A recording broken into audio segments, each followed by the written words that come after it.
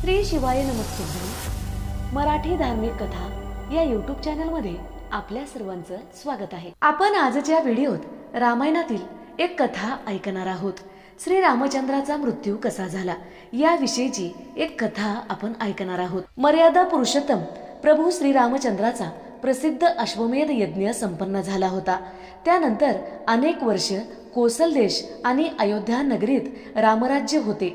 श्रीराम, लक्ष्मण, भरत, शत्रुघ्न यांच्या पुत्रांना राज्यातील प्रत्येक विभाग स्थिर स्थावर करून स्वतंत्र राज्य देण्यात आले। सर्व काही व्यवस्थित सुरू होते, परंतु ब्रह्मदेवाला भगवान श्रीहरी विष्णूचे पृथ्वीवरील श्रीराम अवताराचे कार्य संपत चाललेले आहे हे स्मरण झाले। त्यानंतर प्रयोजन केले त्याप्रमाणे यम, काळपुरुष आणि ऋषी दुर्वासांचे प्रयोजन करून अयोध्यात पाठवण्यात आले।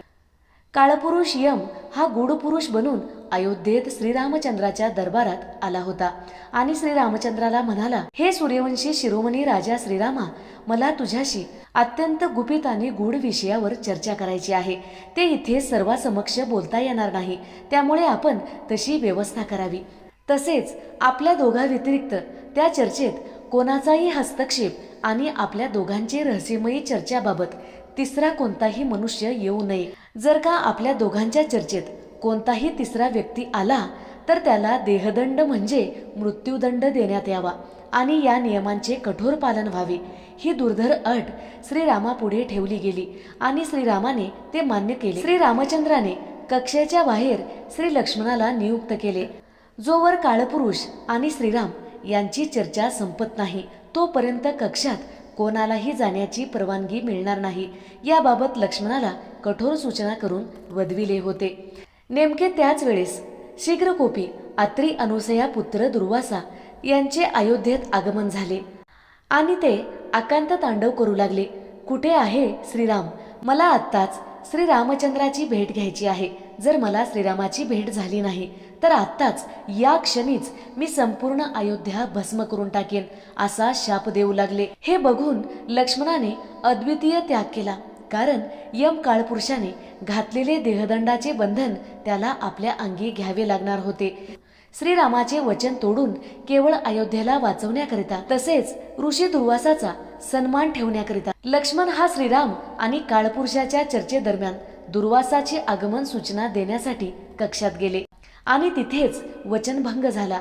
नियम तुटला गेला आणि वचनाप्रमाणे लक्ष्मणास देहदंड शिक्षा द्यायची होती, कारण रघुकुल रीत सदा चली आई, प्राण जाये पर वचन न जाये अशी रीत होती।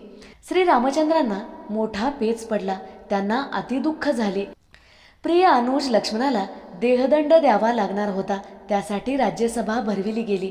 गुरु वशिष्ठांनी शास्त्रोक्त उपाययोजना बघितली आणि देहदंडाला पर्यायी समतल शिक्षा काय, देहदंडाचे स्वरूप हे त्या व्यक्तीचा त्याग, हद्दपार सुद्धा असू शकतो, हे चाचपून श्री लक्ष्मणाला राजा प्रभू रामचंद्राकडून अयोध्येतून हद्दपार करण्याची शिक्षा मिळाली।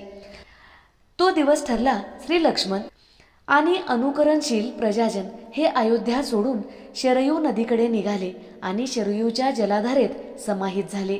लहान बंधू लक्ष्मणाशिवाय श्रीराम यांना अपूर्णता वाटू लागली।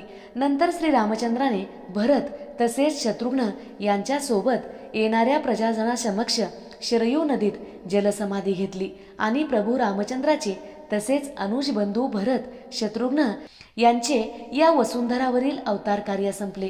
लक्ष्मणाने शरीर त्यागल्यानंतर शेषनागाच्या स्वरूपात ते प्रकट झाले। रामचंद्राने भाऊ लक्ष्मणाने शरीर त्यागल्यानंतर शरयू नदीमध्ये भरत व शत्रुघ्न यांच्या सहित अनेक अयोध्या वासियांसोबत आपल्या देहाचा त्याग केल्यानंतर महाविष्णूच्या स्वरूपात प्रकट झाले। भरत मूळचा अवतार सुदर्शन चक्राचा असल्यामुळे ते सुदर्शन चक्रामध्ये प्रकट झाले आणि शत्रुघ्न मूळ स्वरूप शंखाच्या स्वरूपात प्रकट झाले। श्रीहरीने तिथे जमलेल्या अयोध्यावासियांना दर्शन दिले व शेषनागाच्या शय्येवर विराजमान होऊन साकेतधाम वैकुंठाला निघून गेले। महालक्ष्मी त्यांची तिथे आतुरतेने वाट पाहत होती। माता सीता धरतीमध्ये गेल्यानंतर श्रीराम खूप क्रोधित होतात व धरतीला नष्ट करण्याचे आवाहन करतात। त्यावेळी ब्रह्मदेव तिथे प्रकट होतात व श्रीरामांना सांगतात की महालक्ष्मीचे अवतार कार्य संपले असून त्या वैकुंठ धामाला प्रस्थान केलेले आहेत. तुम्ही सुद्धा तुमचे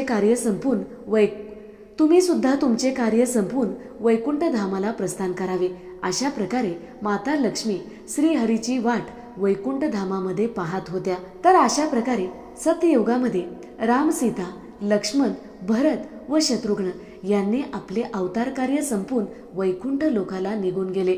जर व्हिडिओ आवडलेला असेल तर नक्की लाईक करा, शेअर करा, सबस्क्राईब करा, बाजूच्या घंटीला ऑल करा. त्यामुळेच मी टाकलेल्या प्रत्येक कथा तुम्हाला ऐकता येतील. धन्यवाद. श्री शिवाय नमस्तुभ्यम.